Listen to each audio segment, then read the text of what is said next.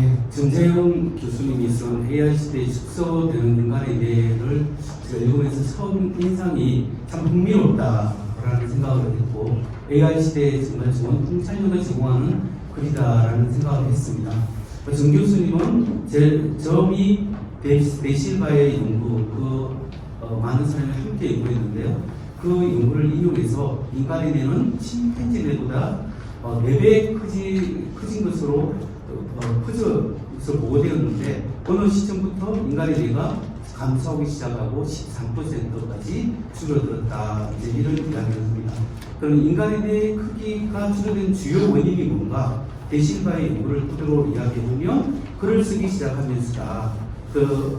뇌에 저작하고 쓰고 이런 것들을 뇌를 사용하기보다는 외부화시켜서 그리고 집단지성을 이용하고 미비폭력화되면서 뇌 역할이 줄어들기 때문에 그로 인해서 뇌 크기가 줄어들기 시작했다라는 데실바의 논지를 이렇게 인용하고 있습니다. 두 번째 거는 한마디로 챗GPT가 답을 자꾸 주기 때문에 우리가 뇌를 사용하지 않기 때문에 우리 현대인도 뇌를 사용할 기회가 축소되기 때문에 이로 인해서 우리 뇌 활동이 불편해지고 우리 인간에게도 뇌가 축소되고 위기가 온다. 이제 이런 말씀이고, 세 번째는 이 챗GPT나 AI가 어떤 대규모 언어 모델을 통해서 이제 데이터를 활용해서 이렇게 하기 때문에 데이터 글이 비판 없이 어떤 AI가 생성된 결과물을 비판적으로 분석하고 평가하는 AI 리트러시가 배제된 채 흉내만 낸 글을 업로드하고 그것을 우리 인간이 사용하고 또 그 글을 또 올리고 또 그것을 또 재활용하고, 마치 음식을 먹고 배설한 후에 배설한 음식을 또다시 섭취하는, 계속 반복되는 이런 문제는 AI와 인간 모두를 개보시기에는 불행한 상황을 초래할 수 있다. 이제 이런 논지의 이야기들을 하면서 오늘날 우리 사회에 좀 아주 경종을 울리고 좋은 인사이트를 줬다고 저는 생각합니다. 근데 몇 가지 이제 중요한 통찰력을 제시한다고 저도 생각하는데요. 첫 번째는 우리 크리스천들은 AI 시대의 기독교 가치관과 세계관의 기초를 둔 양질의 글, 아주 퀄리티 있는 글들을 많이 생성해야 되고, 그걸 또 좋은 데이터를 활용할 수 있도록 굉장히 양도 많은 양들을 이렇게 만들어서 이렇게 올려놓을 필요가 있지 않는가, 이런 생각이 데이터로 제공하는 것이 매우 중요하고 시급하다라는 생각입니다. AI에 사용되는 데이터는 인간이 쓰는 글이기 때문에 문제는 뭐냐면 특정한 세계관을 반영한다는 거죠. 이 세계관을 반영하기 때문에 만일 세계관이 무신론적이나 자연주의나 진화론적인 세계관, 이런 것을 반영된 글이 많이 올라가면 그런 데이터가 많이 활용되게 되는 거죠. 그런데 우리가 기독교 세계관, 유신론적 세계관이 좋은 질적이고 양적인 글들을 많이 올려놓으면 그것이 AI에서 활용되지 않겠는가. 그런 의미에서 오늘날 정말 다음 세대가 반기독교 세계관을 가진 글들을 막 사용하게 될 때 그 뇌의 축소의 문제가 아니라 영혼의 축소, 영혼의 죽음의 문제로 다가올 수 있다. 저는 그렇게 생각하면서 기독교 세계관 확장을 위해서 AI 데이터를 적극적으로 우리 크리스천들이 활용할 필요가 있다라는 생각을 하게 되었고요. 두 번째, AI 시대에 기독교적 신앙 교육이 희망을 줄 수 있다. 오히려 그렇게 생각합니다. 정 교수님에 의하면 AI의 기반은 인간의 글쓰기인데, 인간의 글쓰기 능력이 지금 점점 줄어든다고 하는 거죠. 그런데 우리 기독교는 사실 생각을 훈련하는 겁니다. 하나님의 말씀을 통해서 생각을 훈련하고 영혼을 훈련하기 때문에 기독교의 성경 말씀, 또 그 말씀을 큐티하고 말씀을 묵상하고 읽고 쓰고 이렇게 나누고 감사 노트를 쓰고 이런 것들은 기본적으로 생각하는 크리스천들을 만들어내는 과정일 수 있습니다. 그렇기 때문에 우리가 이런 깊이 있는 글을 쓰는 크리스천들을 좀 만들고 깊이 사고하는 훈련은 기독교에서 아주 강화될 수 있지 않는가 희망을 한번 보게 되고요. 세 번째, 근위 있는 학술지에 실린 논문일지라도 기독교 세계관으로 비판적으로 검토하고 소화할 필요가 좀 있지 않겠는가.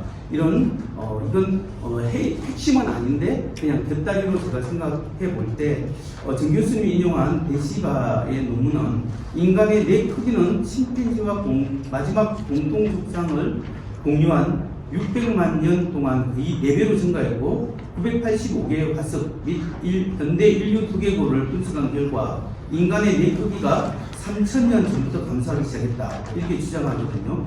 정 교수님이 아니라 네시바가 그렇게 주장하는 겁니다. 그래서 뇌 크기의 감소 원인도 여러 그 원인을 설명하는데 제가 보기에는 이게 여러 가설이지 않느냐. 글쓰기는 고도의 뇌 활동을 하게 되는 거거든요, 사실은. 그런데 그게 이렇게 뇌 축소를 가져왔다든지 집단 지성이나 지식의 외제화로 인해서 이렇게 뇌 축소를 가져왔다는 것은 가설적인 면이 긍정되지 않은 면이지 않느냐 이런 생각이고, 약 985개의 두개골 표본은 세계 인구의 다양성을 대표하기에는 좀 턱없이 부족하다. 물론 그건 아주 좋은 퀄리티 있는 논문에 실린 것은 사실입니다만은 좀 그게 그럼에도 불구하고 좀 부족하지 않느냐. 특히 제가 보기에는 데시바의 연구는 진화론적인 관점에 치우쳐서 다른 요인들을 좀 간과했을 그런 가능성이 굉장히 농후하다라는 사실입니다. 인간의 뇌가 축소되기 전에도 인간의 지능이 훨씬 더 좋았다. 인간의 뇌가 축소되기 전에는 인간의 지능이 훨씬 더 좋았단 말인가. 이렇게 반문할 수 있기 때문에 그렇습니다. 아무튼 여기에 대해서는 좀 가설의 문제가 좀 있지 않겠는가 흥미는 드는데 그런 생각이 들었고요. 네 번째, AI는 아무리 발전해도 자의식과 도덕성을 갖춘 인격체가 될 수 없고 영혼을 가질 수 없다는 사실에 대한 깊은 통찰이 우리 교수님의 글을 통해서 전반적으로 생각을 하게 되었습니다. 사실 지난 수십 년 동안 무신론자와 진화론자 그리고 뇌과학자들이 인간의 뇌는 뇌와 영혼을 동일시키거나 정신에서 물질에서 정신이 나왔다라는 것을 뒷받침만 할 그런 근거를 발견하지 못했습니다. 그래서 아무리 알파고를 한 지 한 10년이 지났고 그리고 엄청난 데이터가 쌓이고 슈퍼컴퓨터를 수백 대 연결해도 사실 자의식을 가지거나 도덕성을 가진 그런 인격체가 나올 수 없는 거죠. 특히 물리주의 심리철학자 코린 맥긴 박사는 이 사람은 이제 물리주의고 진화론적 입장에서 하는 이야기입니다.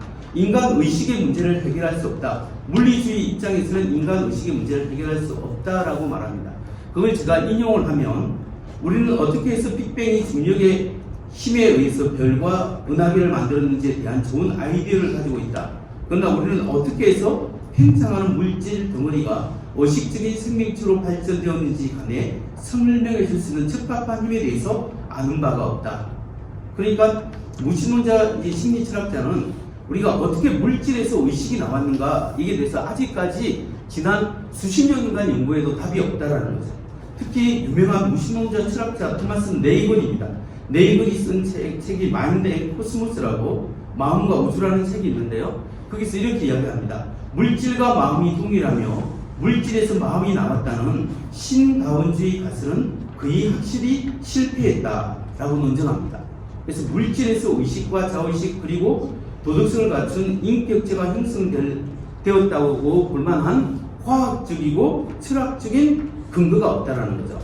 그래서 지난 수십 년 동안 엄청난 지식과 자원을 투자해서 사람이 AI를 만들었지만 그 AI가 자의식이나 도덕성을 가진 인격체를 만들어낸다든지 그것을 나타내지는 못했다라는 거죠. 이것을 심리철학에서는 1인칭 관점, 퍼슨 퍼스펙티브는 3인칭 관점, third person perspective로 환원될 수 없다라고 표현합니다.